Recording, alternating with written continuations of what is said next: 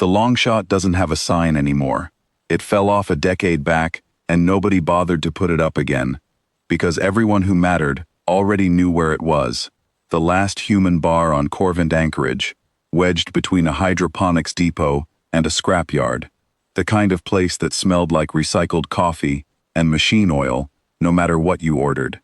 I'd been drinking there since I retired, and Rook had been lying under my stool since he was 8 weeks old. He was 7 now.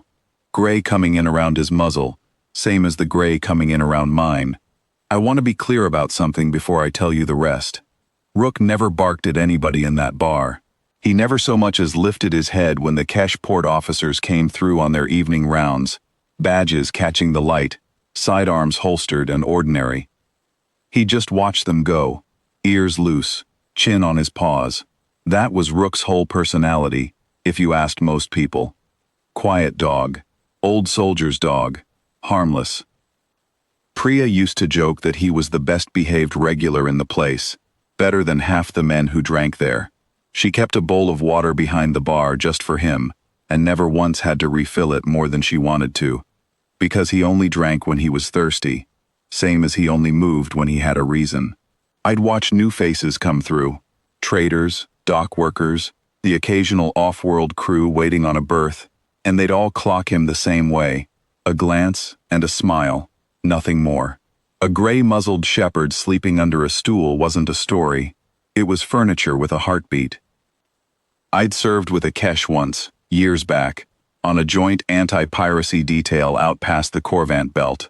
His name was Vantor Is, and he was the only alien I ever trusted enough to sleep with my back to him. We hadn't spoken in 6 years. I still remembered the exact rasp of his voice giving coordinates over a comm line at 0300, calm as anything, while a boarding party tried to cut through our hull. So when Vantor walked into the long shot that evening in a compact enforcement coat, I stood up to shake his hand. He didn't take it. "There's a new registry," he said. "Deathworld native companion animals. Unlicensed ones get surrendered for classification." He didn't look at Rook when he said it. He looked at the wall behind my head, which told me more than the coat did. "I'm sorry, Ezra. I drew this district. I want to tell you I understood immediately what kind of morning that was going to be. But the truth is, I laughed, because I thought he was still capable of a joke. He wasn't." Behind him, 2 junior officers had already fanned out along the bar, and the bartender, a woman named Priya who'd poured for me for 11 years, had gone very still with a glass in her hand. "He's registered," I said. "He's been registered since Corvant had a registry. Not under the new classification, Class 9 Apex Companion. Effective this morning." Vantor still hadn't looked down. "Ezra, don't make this the thing we're remembered for." Rook hadn't moved from under my stool. I want that understood too. He wasn't hiding, and he wasn't cowering. He was exactly where he always was, chin on his paws, watching the door the way he watched every door, because that had been his job since before either of us had gray in our muzzles. The only thing that had changed was his ears. They'd come up, not aggressive, just awake. The bar had gone quiet in that particular way. Bars go quiet when everyone in the room is pretending not to listen. A trader 2 stools down set his glass down without a sound. Somewhere behind me, a card game just stopped, mid-hand, and nobody picked it back up. "You've got the wrong species for this," I told him. "Corvant working dogs were bred for hostile boarding suppression before your compact ever wrote a registry. You know that. You watched him do it." "I know what he was," Vantor said. "This isn't about what he was." One of the junior officers, a Kesh kid who couldn't have been out of his first enlistment, stepped in and put a hand on my shoulder to turn me toward the door. Not a shove, not yet. Just the kind of grip a young officer uses when he's been told the old man might be trouble and wants to look like he's handling it. That was the part Vantor should have stopped. He'd served with me.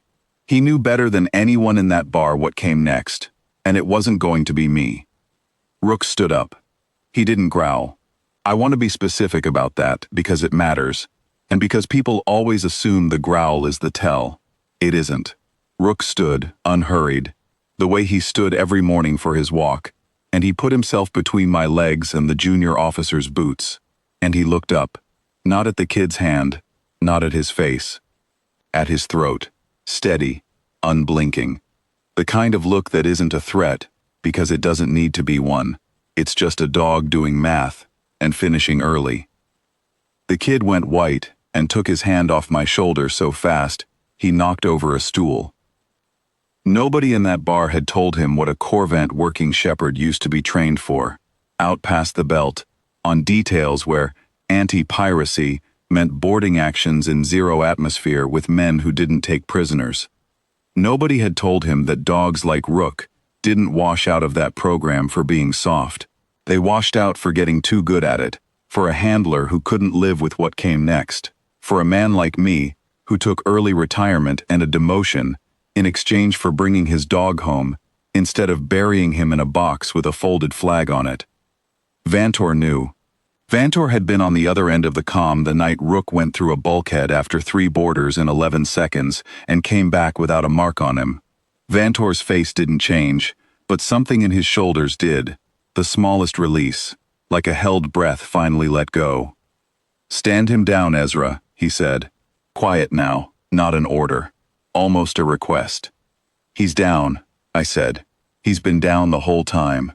You're the one who brought 3 armed men into a bar to take an old dog off an old man, and you're surprised he noticed."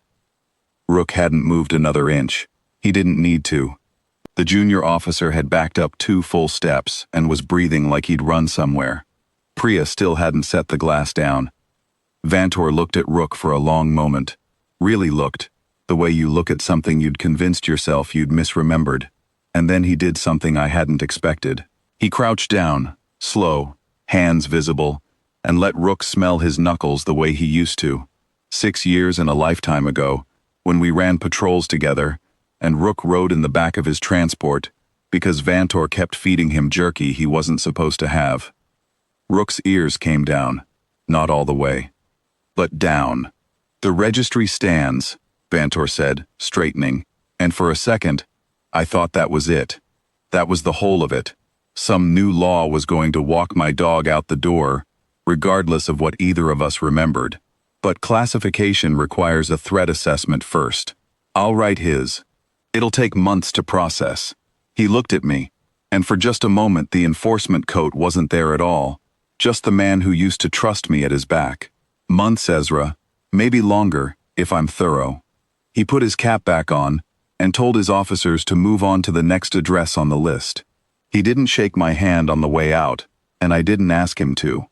Some things you don't need spoken out loud between men who've already said the only thing that mattered, years ago, in the dark, with someone else's hull between them and the vacuum. Rook settled back under my stool like nothing had happened. Priya finally set the glass down and poured me something I hadn't ordered, on the house. Nobody in the long shot said a word about it, then or since, which is its own kind of respect. I still don't have a leash law problem on Corvette anchorage. I probably won't, not while Vantor's writing the paperwork slow, and not while Rook keeps doing exactly what he's always done, lying quiet under a bar stool, watching the door, gray around the muzzle, waiting for absolutely nothing to happen. That's the job. That's the whole job. It's just that most people never see the 4 seconds it took him to be ready for something else, and I'd like to keep it that way.